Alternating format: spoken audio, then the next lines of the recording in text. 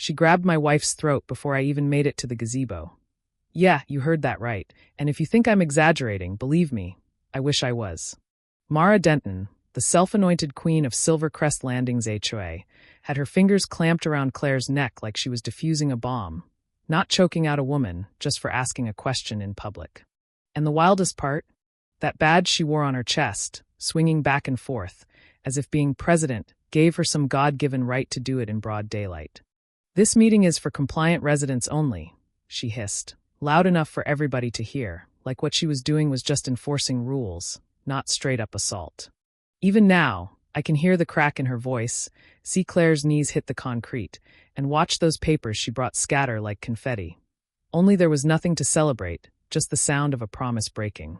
You just crossed into federal assault, Mara. I didn't have to yell. I said it in that voice, the one you use when you want every head to turn. And they did. For a split second, Mara froze, because even she knew what those words meant.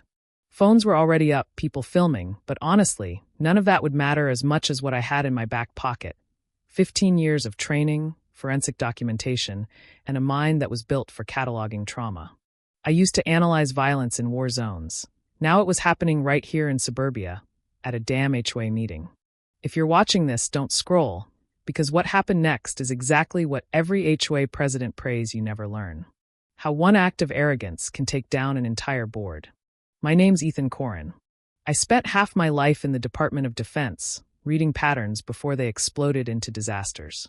When I finally retired, I thought I'd left the battlefield behind. Turns out, in neighborhoods like this, the battlefields just got manicured hedges and people wear name tags instead of uniforms. Mara ran this place by intimidation, made up policies, rigged meetings, staged fines, and now straight-up violence. She didn't know it, but the second she laid hands on my wife, she stepped right into my wheelhouse. Evidence, escalation, and federal complaint protocol. That green gazebo wasn't just a meeting space. It was the heart of the whole neighborhood, where we threw birthday parties, did charity drives, cooked hot dogs every 4th of July. Claire loved that place.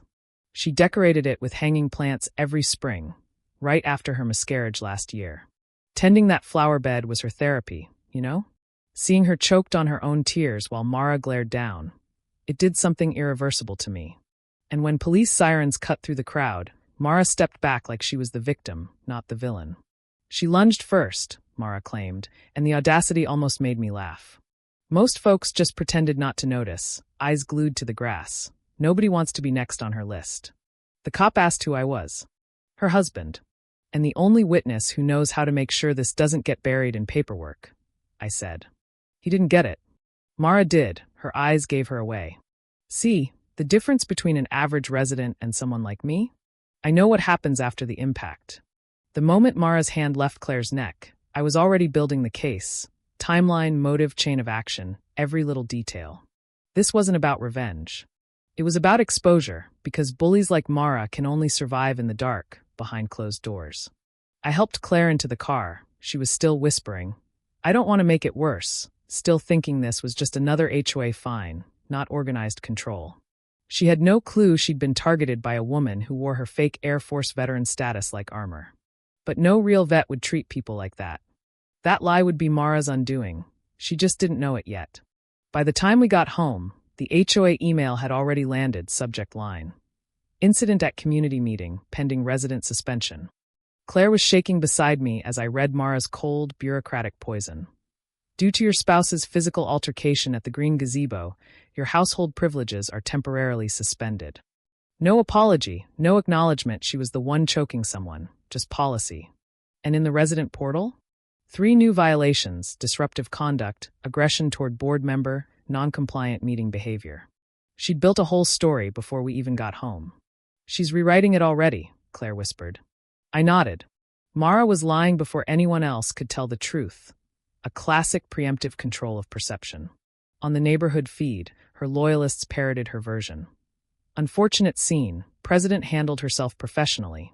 Not a single mention of her hand on my wife's throat. I let them build their story. The higher it went, the louder it would crash. I documented everything. Photos, screenshots, police report numbers, metadata from her email. Claire sat quietly, rubbing her bruised neck. She's done this before, she said. And she was right. Mara didn't lead by consensus, she ruled by fear. Most folks just obeyed so they could keep using the pool, the clubhouse, the gate, the little things that make a place feel exclusive. But I'd studied tyrants before. The difference was only scale, not method. Mara's public statement that night blamed misunderstanding during a compliance review. Promised respectful decorum, going forward, pure insulation. And then she'd probably start purging records behind the scenes. But she forgot bureaucracy leaves a trail. I mirrored the entire HOA portal. Every complaint, decision, edited rule. Her digital fingerprints all over. Outside, sprinklers ticked in perfect rhythm. The symmetry Mara demanded from every home. Even the water felt mechanical. The violence, somehow, felt worse in all that artificial perfection. I stared at the gazebo's roof glinting under the streetlight, a place for community, now stained by fear. That's when I realized Mara wasn't random, she was tactical. Running her board like a military base, residents as subordinates. Claire finally spoke. You think the police will do anything? I shook my head. She'll claim self-defense, hide behind the HOA's liability insurance. But above her? State corporate oversight. Every HOA's got to stay registered. If she forged bylaws, they'd trace it. At 11:27 p.m., our clubhouse key cards were deactivated. A little slice of humiliation. Claire looked exhausted. She wants everyone to see we're outcasts, she said. I met her eyes. Then they'll see what happens when you underestimate the wrong man. No drama, no threats. I just opened a new file. Mara Denton Behavioral Pattern Log. Step 1, establish motive. Step 2, document escalation. Step 3, find the authority above her and pull the trigger. By morning, my inbox overflowed with fines, warnings, invitations to a disciplinary review, all signed by Mara. It was coordinated. She was testing how much I'd take before breaking. But I don't break. That night, I caught Troy Beckett, our community security, alone in his patrol truck. He flinched when I walked up, glancing at the camera over the gate. You saw the footage, I said quietly. His fingers clenched around the clipboard. Doesn't matter what I saw. Only matters what the board says I saw. There it was, the guilt, the fear. Mara ruled her employees with threats of blacklisting. You think she'll protect you when this goes public? I asked. He looked ready to crack. Check the meeting logs. She edits them after every incident. You'll see the pattern. Not a confession, but a crack in her wall. Sure enough, the logs were sanitized. Verbal confrontation, resolved peacefully. No mention of the assault, the police. Just Mara rewriting history. Claire's voice was a whisper. Was that Troy? He's scared. But he just helped us. Retaliation ramped up. Violation notices for the mailbox, garden lights, even hostility toward HOA management. All referencing a clause that didn't exist. By 9 a.m., HOA maintenance was inspecting our hedges, taking photos. Of us, not the plants. Claire whispered, they're trying to humiliate us. I nodded. They want the neighbors to see us as trouble, not victims. They cut our mail center access. Psychological warfare by paperwork. Should we move? Claire asked. No, I said. We're not giving her that victory.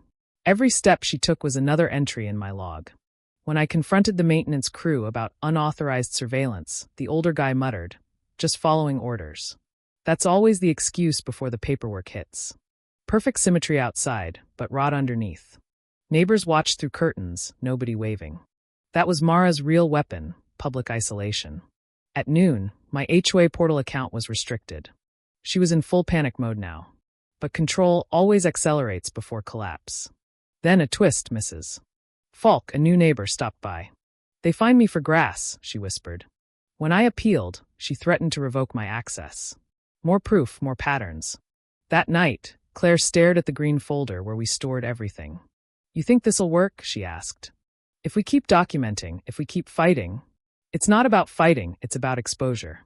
The moment she steps into a state violation, she becomes a liability. Late that night, Troy's truck cruised by again. A new sign staked on our lawn, property under review. Mara thought she was warning us, but I'd already reported her to the police fraud unit for impersonating authority. It was a small seed, but I knew from experience how fast those grow. At sunrise, I went to the county records office. The clerk pulled up Silvercrest Landing's filings. Nothing active for this quarter, last registered 2 years ago, pending renewal, rejected for missing officer verification. My pulse jumped. Mara's HOA wasn't even legal. She'd been collecting dues, issuing fines, suspending residents, all without state registration. Every action she'd taken was void. In the library next door, I spread out documents matching timestamps. If I sent it to the state, maybe it'd get buried, but paired with evidence of financial fraud? The state hates that. Just then, a landscaper in a faded company uniform said, "We stopped getting paid months ago. They said the bank was changing accounts." Mara was rerouting HOA money through personal accounts. He gave me invoices, proof of embezzlement. I called Claire. "I found it," I said. "The foundation. The HOA isn't even legal." Her relief was instant. "So what now?" "Now we make sure the right people see this." That evening, Troy texted from an unlisted number. "Need to talk." He arrived at the coffee shop, looking hunted, hands trembling. "Mara's holding meetings without the board. Vendors say payments aren't clearing." I slid the rejection notice across the table. "Everything since last year is void." She forged the renewal, and it was rejected. He was in disbelief, but when I told him about her fake military credentials, the color drained from his face. "There's footage," he finally muttered. "She makes me delete it, but I copied one, habit from old work." A flash drive changed hands, proof she'd attacked others. I told him, "With this, the state will have to act. You're not complicit, you're a whistleblower." He looked like he might be sick, but finally said, "You'd better use it right." "I won't just use it. I'll make sure she never touches authority again." By dawn, I compiled everything, video, invoices, expired registration, into a report labeled Silver Crest Landing HOA, Unauthorized Operation and Behavioral Misconduct. I sent it straight to the State Compliance Board's Fraud Division. Then I waited. The next morning, Mara's car was packed with boxes. She was already scrambling to rewrite history. But word spread. The state was sending auditors. At 9 o'clock sharp, 2 investigators pulled up, briefcases in hand, straight to the HOA office. Mara greeted them with a forced smile, but her voice was too high, her body language too tight. Residents peered out from behind curtains, the whole place holding its breath. Insurance adjusters followed. The HOA's coverage had been suspended. Mara's kingdom of paper was collapsing. Troy handed over the office keys to the lead inspector, his hands steady for the first time since I'd met him. "I'm with the truth now," he said. The next day, the green gazebo was packed. The state's findings were public: expired registration, $53,000 in misappropriated funds, falsified credentials, military discharge fraud. Residents gasped, Mr. Jennings called her out for fining him over wind chimes. Hands went up. Nearly everyone had been fined or threatened. "That's not order," I said. "That's abuse." Inspector Yates finished it. "Miss Denton is removed from any position of governance, referred for state and federal prosecution. Restitution will be overseen by a financial receiver." Mara's knees buckled. Her lawyers led her away. The crowd erupted, relief, laughter, disbelief. Troy handed in the security footage. "Soldier," he corrected Mara when she spat traitor at him. Big difference. For the first time in months, Silver Crest Landing could breathe. Old warnings were ripped off the bulletin board, replaced with flyers for a restoration meeting. Even the flower beds Claire had tended were blooming again. "She thought fear would last longer than memory," Claire said. Guess she was wrong. The interim board vowed to rewrite the bylaws, clearer, fairer, every resident with a voice. And as the evening sun stretched across the park, Claire leaned against me, eyes brighter than I'd seen in months. "You think it's really over?" she asked. "Yeah," I said. The system worked, but we had to remind it how. And as the wind moved through the gazebo rafters, carrying laughter instead of threats, I turned to the camera one last time. If you want more stories about standing up to HOA tyranny, hit subscribe, drop your story in the comments, and tell me where you're watching from. Do you think justice ever moves fast enough? Or does it always take a fight? Then I turned off the camera, took Claire's hand, and finally walked home, under the quiet, honest light of a neighborhood we'd reclaimed together.